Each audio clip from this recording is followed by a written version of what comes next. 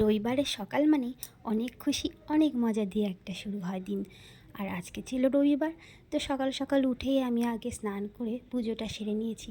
কারণ আজকে আমাদের সবার যাওয়ার কথা ছিল পিসিমণির বাড়ি, মানে আমার পিসি শাশুড়ির বাড়ি। সেখানে আমাদের আজ নেমন্তন্ন ছিল। তো সকাল সকাল উঠেই আমরা সবাই মিলে কাজ বাজ সেরে পিসির বাড়ির দিকে রওনা হব। ওই জন্য সকালবেলা আগে উঠে স্নান সেরে পুজো সেরে নিয়েছি। এবার আমি, মা আর আমার বাবা মানে শ্বশুরমশাই রেডি হয়ে নিচ্ছে। আর আমার বর একটু পরে যাবে। ও যেহেতু রবিবার, সেহেতু ও একটুখানি বেলা করেই ওঠে ঘুম থেকে। তো দেখো আমি পুজো সেরে রেডি হয়ে গেছি, আর মাও রেডি হয়ে গেছে। এবার আমরা বাইরে বেরিয়ে পড়েছি। আমাদের টোটো বুক করা হয়ে গেছে, তো আমরা রাস্তার দিকে যাচ্ছি।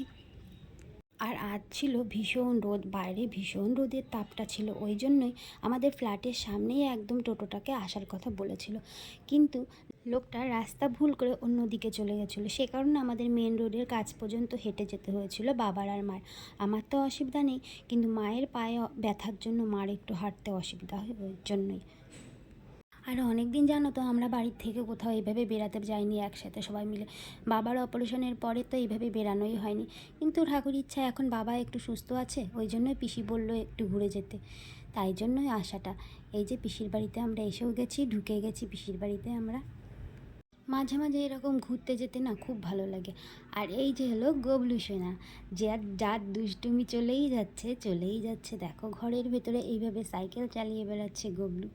তো সারাদিনই আমরা পিসির বাড়িতে কাটিয়েছি, আর তারপরে রাত 8টা নাগাদ আমরা বাড়ি এসেছি। তো সারাদিন ক্লান্তি। তো মা এবার বসে পড়েছে টিভির সামনে, কারণ আজকে ছিল সারেগামাপার ফাইনাল। তো মা বলেছে আমি আজকে রান্নাঘরের দিকে কিছুই করবো না, তুই যা পারিস কর। তো আমি এসে আগে চা করে নিয়েছি সবার জন্য। আমাদের বাড়িতে সবার খুব চা প্রিয়, সবাই খুব চা খায়। তো সবার জন্য আগে আমি চা বানিয়ে নিলাম। আর আজকে রাত্রেবেলা রুটি খাবে না, বাবাকেও জিজ্ঞাসা করলাম, তো বাবা বললো বাবাও রুটি খাবে না। আর মা বললো ডিম সেদ্ধ আলু সেদ্ধ দিয়ে ভাতটা চাপিয়ে দে। তো আমি মায়ের কথা মতন তাই করলাম। আগে আমি একটু আমার জন্য লিকার চা বানিয়ে নিয়েছি, কারণ আমিও সারাদিন আজকে চা খাইনি, মাথাটা কেমন ধরে রয়েছে। সেই জন্য আমার জন্য লিকার চা করেছি। আর আমাদের বাড়ির সবাই দুধ চা খায়, সবার জন্য দুধ চা করে নিয়েছি। এবার হাঁড়িটাকে ধুয়ে, চাল ধুয়ে আমি ভাতটাকে বসিয়ে দিয়েছি। তো ভাতটা হয়ে গেলে আগে বাবাকে খেতে দিয়ে দেবো, কেননা বাবা একটু তাড়াতাড়ি খেয়ে নেয়, 10টার মধ্যে বাবা খেয়ে নেয়। সেই জন্যই আমি তাড়াহুড়ো করছিলাম যে তাড়াতাড়ি করে বাবাকে খেতে দেবো। আর বাবার ঘুমও পেয়ে গেছে। সারাদিন আজকে পিসিদের বাড়িতে আজকে ঘুমায়নি সেভাবে, গবলুর দুষ্টুমি দেখছিল জন্য আর ঘুমায়নি বাবা। তো বাবার ঘুম পেয়ে গেছে, ওই জন্য আমি তাড়াহুড়ো করে আগে রান্নাটা চাপিয়ে দিয়েছি। তো এবার রান্নাটা হয়ে গেলে বাবাকে খেতে দিয়ে দেবো, তারপর পরই আমরাও খেয়ে নেবো সবাই মিলে। আর দেখো আমি ভয়েসটা যখন দিচ্ছি, আমার যেহেতু মাইক নেই, সেহেতু খালি গলায় আমি ভয়েসটাই দিচ্ছি। সেই কারণে হয়তো তোমাদের শুনতে অসুবিধা হবে। যদি শুনতে অসুবিধা হয়ে থাকে তাহলে প্লিজ তোমরা আমাকে কমেন্টে অবশ্যই জানাবে।